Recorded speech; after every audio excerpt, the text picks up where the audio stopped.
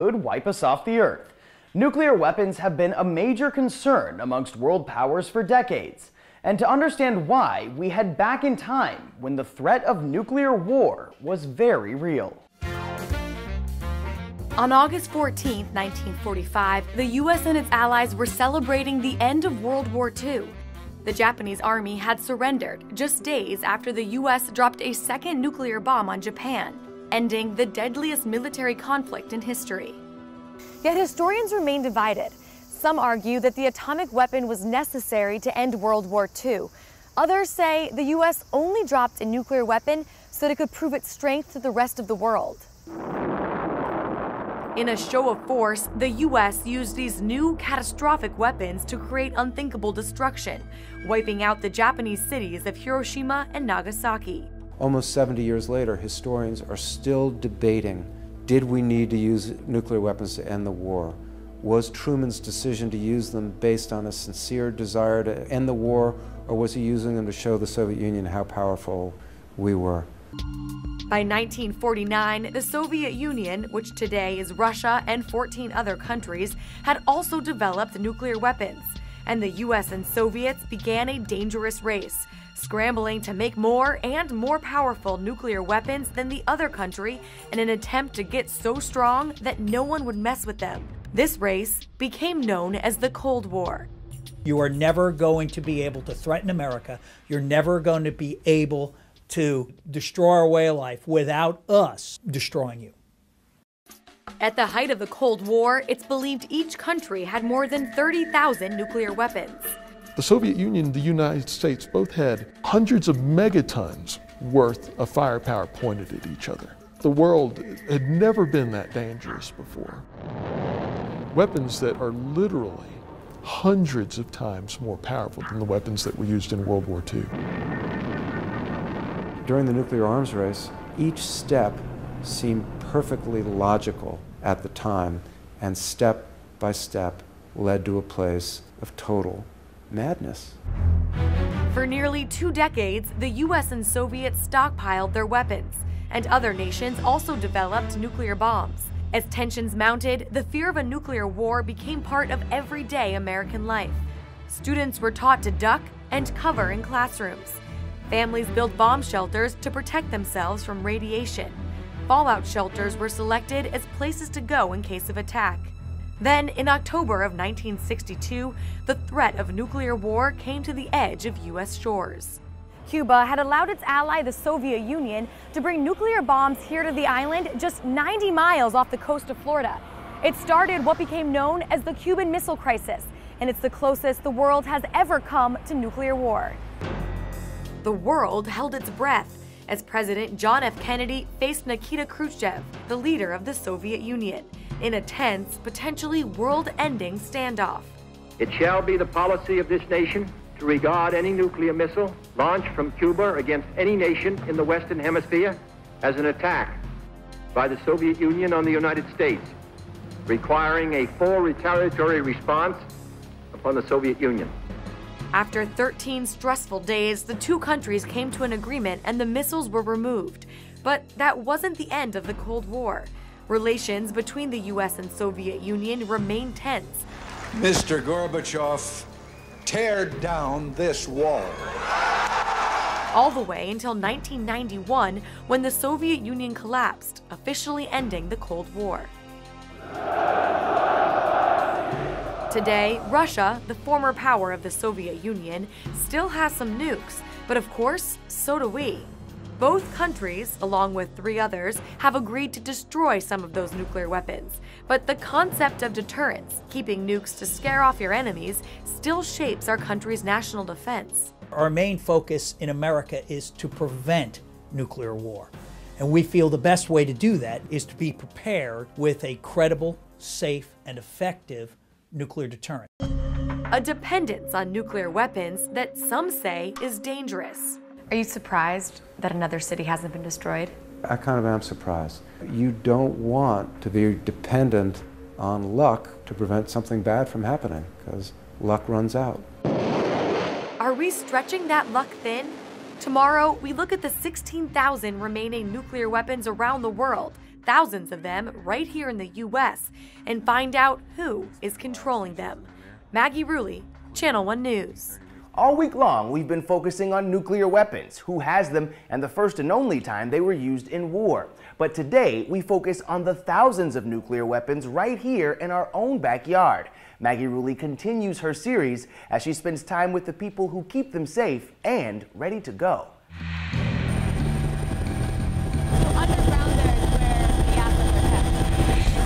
We're flying over the deadliest weapons in the world. Right underneath that ordinary patch of concrete is a Minuteman III missile armed with a nuclear weapon. The United States currently has nearly 2,000 active nuclear weapons ready to use on a minute's notice. Around 450 of them are kept underground on bases across the country in the backyards of rural America. Like here at Minot Air Force Base in North Dakota. So out this window right now, it's private property, farms, cows. But if you take a look just out the other side, on the other window, it's a launch facility with a missile, a nuclear asset underground. We're going to stand about 10 feet back. He's going to get us to come forward one at a time. Here, we're met with tight security, checked and accounted for. Two-stepping in. We're brought underground. I think this is the 5th time we've had our ID checked so far. Past blast doors made of 8 tons of reinforced steel. The doors, along with everything else down here, were designed in the 1960s. We see ancient-looking keyboards and binders being used to store sensitive documents. Right now, technology is so advanced that it would be very difficult for a technical expert to interact with something that is so old. They probably would be confused and wouldn't know how to jam it. We did second. It's old technology being used by young missileers, men and women like Elias Corcho and his deputy Oliver Parsons. They're the ones who would launch a nuclear weapon. Have you ever been nervous? There's been a few times when things go a different way than you kind of expect. It's a lot of responsibility, but we really take that responsibility to heart. In order to launch a bomb, they need classified codes. What page is that one? Codes that can only come from the President of the United States. So one of you couldn't go rogue? Nope. Not possible. We're told that while the tech is outdated, the security is state-of-the-art. The missile is protected with a 110-ton concrete door on top. The building has sensors that can measure if someone is trying to dig a tunnel underneath. And of course, there's a highly trained team of security forces with the authority to kill intruders on the spot. So what you have today is this triad of submarines, missiles, and bombers, all doing one thing and one thing only, and that's preventing a nuclear war. Minot is one of only 2 bases in the country that operates a B-52, a plane capable of carrying a nuclear bomb. So if needed, this plane could carry 20 nuclear-capable missiles? And we train to that quite frequently. Mike DeVita has logged more than 2,000 hours as a B-52 pilot and says the plane's ability to fly around the world non-stop shows that the United States can drop a nuclear weapon anytime, anywhere in the world. I mean, we can take off from here in Minot, fly to somewhere in the Middle East, drop a bomb on somebody within feet of accuracy, and then fly back and then land here. This kind of looks like your grandfather's TV, this green cathode ray. It still works fine. But these missions also rely on 50-year-old technology. And let me explain just how old, too. Major General Haransek runs nuclear operations for the Chief of Staff of the Air Force. In 1984, I flew the B-52. Today, my son, he's a captain in the United States Air Force. He flies the same airplane, the same tail number. So it's more than 50 years old and you rely on it to fly these missions. Does that ever worry you? No. That is one great thing they did during the Cold War days is they over-designed everything. So the plane is sturdy like you can't believe. We have the best maintenance rates of all the planes. Have you ever felt nervous that there was a potential for some type of close call? Not in the least bit. With us, it's having the systems in place so that there's a backup to the backup to the backup. But the safety record of America's nuclear system has been called into question. Throughout the Cold War and since the Cold War, there's been a real effort not to reveal information about nuclear weapons accidents. Eric says the Department of Defense claims there were 32 serious accidents during the Cold War from 1947 to 1991. Yet he discovered more than 1,200 in the just 18 years after 1950. How much do you think the government isn't telling us? I think there's still a fair amount that has never been revealed. Some of the Freedom of Information Act searches I did, it took 2.5 years to get the documents, and when I'd get the documents, there'd be a great deal that had been redacted, that had been crossed out, so you couldn't read it. We reached out to the Department of Defense. They said they had nothing more to add when we showed them the difference in numbers. We currently spend an average of $20 billion a year on our nuclear weapons program, making America the world's leading spender on nukes. General Harensack admits the military is using relics from the past. He says he needs more money to upgrade and fix the outdated equipment. Just like if you tried to have a flip phone, try to get a flip phone fixed. We still have flip phones in the military. It still works, but you can't get it fixed. You can't find parts for it. The cost of the entire U.S. nuclear mission is expected to grow up to $1 trillion over the next 3 decades. Tomorrow, we take a look at how America's aging and expensive nuclear program stacks up against the rest of the world and debate if this investment is even worth it in the first place. Maggie Rulli, Channel 1 News. This week, Maggie Rulli gave us a fascinating look into the weapon that can destroy a city in seconds. Yesterday, she went underground to show us nukes right here in America. And today, she takes a look at nukes being held by other countries and the danger they pose.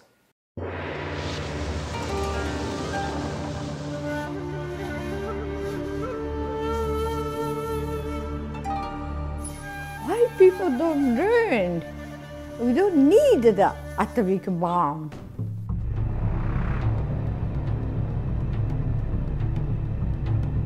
Our main focus in America is to prevent nuclear war. And we feel the best way to do that is to be prepared with a credible, safe, and effective nuclear deterrent. 2 different philosophies on what to do with the most dangerous weapon ever created, the nuclear bomb. What is America's policy on nuclear weapons? We aim to create the conditions for a world without nuclear weapons, and we pursue that objective actively. Until we achieve that task, the United States will maintain a credible deterrent to prevent other countries from threatening us with nuclear weapons. That delicate balance of disarmament and deterrence is needed, according to the White House, to keep the world safe, even though a push to rid the world of nukes helped President Obama win a Nobel Peace Prize in 2009. So today, I state clearly and with conviction America's commitment to seek the peace and security of a world without nuclear weapons. But that dream still hasn't happened, even though the first talk of disarmament started almost immediately after the world witnessed the massive destructive power of the nuclear bomb in Japan. And since the late 1960s, 190 countries have signed on to the Nuclear Non-Proliferation Treaty, including the U.S. 5 nations are officially recognized by the treaty as having nuclear weapons: China, France, Russia, the United Kingdom, and the United States. These nations agreed to disarmament, getting rid of some of their nukes over time, and the other countries that signed on agreed not to develop nuclear weapons. India, Israel, and Pakistan are known to possess nukes but have never signed the treaty, and the U.S. is worried that North Korea and Iran are also pursuing nuclear weapons. We're very concerned about the Iranian program to pursue nuclear technology and perhaps to pursue a nuclear weapon. Right now, the U.S. and 5 other nations are trying to make a deal with Iran to limit its nuclear program and make sure it's just used for peaceful purposes like electricity. And the international community has also punished North Korea with economic restrictions because of its nuclear program. We're very concerned about North Korea, which has demonstrated a nuclear capability, particularly because of the unpredictability of that regime and the possibility they'll use it. So why does the U.S., why do we get to have nuclear weapons, but we don't want other countries to get them? I don't know if it's fair or not, but I know that it's realistic. Without the Nuclear Non-Proliferation Treaty, We could be in a world today where dozens of nations, instead of fewer than 10, possess nuclear weapons. And that's inherently unstable. The more nations that have nuclear weapons, the more likely they will be used intentionally or accidentally. But activists fighting for total nuclear disarmament say even one nuclear weapon is a threat to our world. Like students in Hiroshima, Japan, where a generation has grown up in the shadows of a nuclear explosion. If we had a show of hands, who here had a family member or a close family friend who was here at the time of the atomic bomb and is a survivor?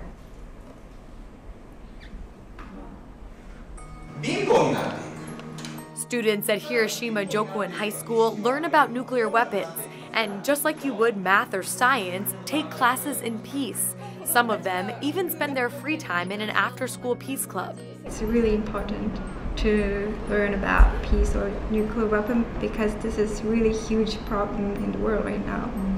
Maybe since I am in Hiroshima, I have to tell about the story of the people in the world.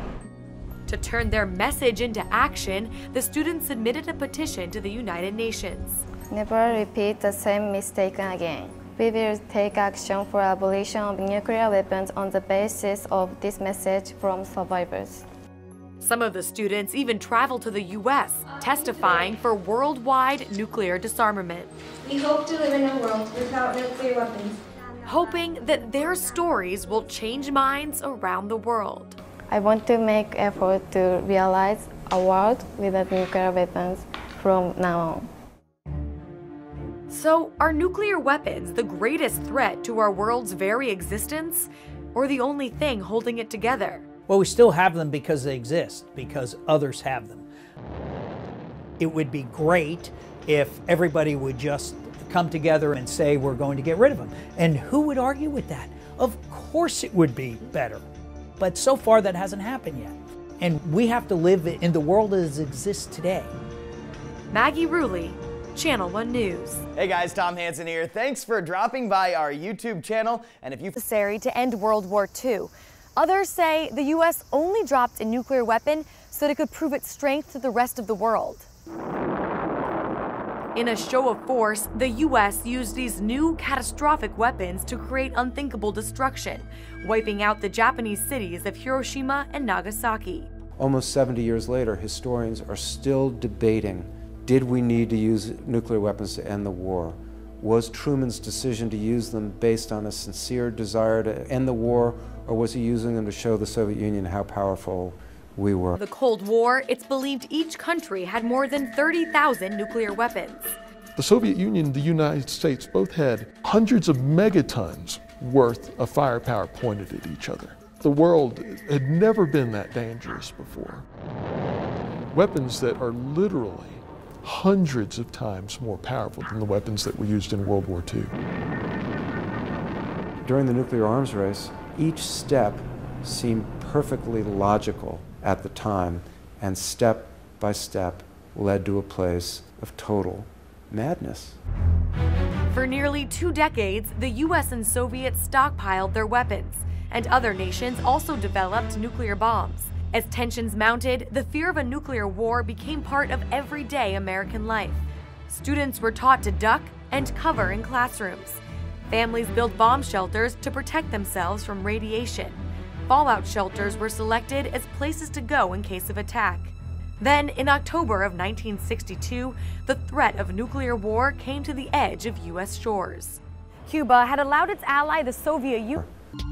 By 1949, the Soviet Union, which today is Russia and 14 other countries, had also developed nuclear weapons, and the U.S. and Soviets began a dangerous race, scrambling to make more and more powerful nuclear weapons than the other country in an attempt to get so strong that no one would mess with them. This race became known as the Cold War. You are never going to be able to threaten America. You're never going to be able to destroy our way of life without us destroying you. At the height of would wipe us off the earth. Nuclear weapons have been a major concern amongst world powers for decades. And to understand why, we head back in time when the threat of nuclear war was very real. On August 14, 1945, the U.S. and its allies were celebrating the end of World War II.